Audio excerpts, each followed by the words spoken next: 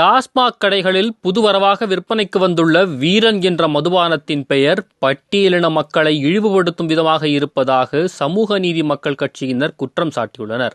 அதற்கு தடை விதிக்க வேண்டும் என்றும் கோரிக்கை வைத்துள்ளனர். தமிழ்நாடு அரசு டாஸ்மாக் அரசு மதுபான கடைகளில் வீரன் என்கிற பெயரில் மதுபான பாட்டில்கள் விற்பனை செய்யப்படுகிறது. 150 ml குவார்ட்டர் ரூபாய் 140 ரூபாய்க்கு விற்பனை செய்யப்பட்டு வருகிறது. வீரன் என்கிற பெயர் பட்டியலின சமூக மக்களில் குறிப்பாக அருந்தீர் சமூகத்தைச் சேர்ந்தவர்கள் வீரன் என்கிற பெயர் அதிக அளவில் வைத்துள்ளார்கள்.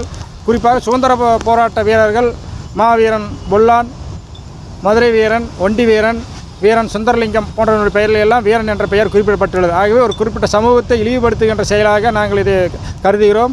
ஆகவே தமிழ்நாடு அரசு டாஸ்மாக் மதுபான கடைகளிலே விற்கப்படும் மது பாட்டில் வீரன் என்கிற பெயரை உடனடியாக நீக்க வேண்டும். அந்த பாட்டில்களை விற்பனை செய்வதை தடை செய்ய வேண்டும். கொள்முதல் செய்வதற்கும் அரசு தடை செய்ய வேண்டும் என வலியுறுத்தி கடந்த 2 நாட்களுக்கு முன்பு மாண்புமிகு வீட்டு வசதி மதுவிலக்குத்துறை அமைச்சர் முத்துசாமி அவர்களிடம் இது சம்பந்தமாக கோரிக்கை மனு அளித்திருக்கிறோம். அவர் உடனடியாக நடவடிக்கை எடுப்பதாக உறுதியளித்திருக்கிறார்கள்.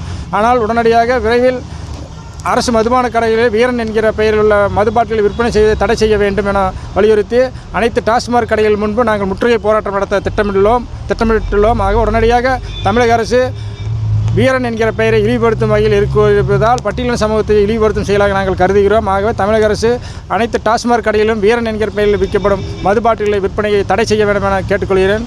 தலைவர் சமூக நீதி மக்கள் கட்சி ஈரோடு வடிவேல் ராமன்.